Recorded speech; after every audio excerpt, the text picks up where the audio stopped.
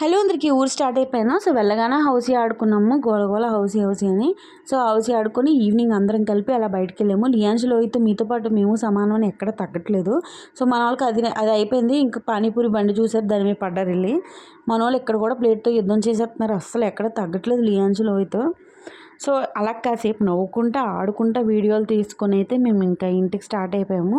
So 14వ తారీఖున పండగ. నేనైతే 14వ తారీఖున వెళ్ళలేదు, 15న వెళ్ళాను. 15 అయ్యింది నాకు 15 వెళ్ళడం.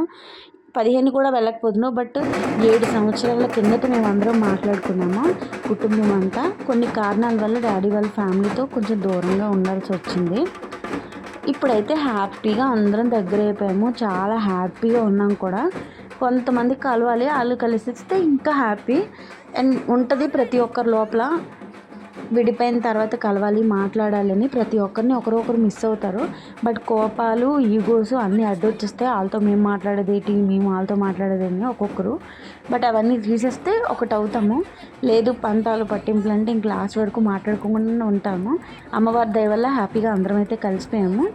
మా అత్తాల ఇంటికి అయితే వెళ్ళాము అందరం పండక్కి. చాలా బాగా చూసుకున్నారు, చాలా బాగా ఎంజాయ్ చేసాము. హ్యాపీగా ఇంకెవరింట్లోకి వాళ్ళు వచ్చాము. సో లియాన్స్కి చాక్లెట్లు బిస్కెట్లతోనే భలే పండగ చేసుకున్నాడు లియాన్స్. చిన్నపిల్లలకి చాక్లెట్లు బిస్కెట్లతోనే కదా పండగ. ఏదైనా అందరూ కలిసి ఉంటే హ్యాపీనెస్సే వేరు. సో నెక్స్ట్ వీడియోలో కలుద్దాం. By, subscribe.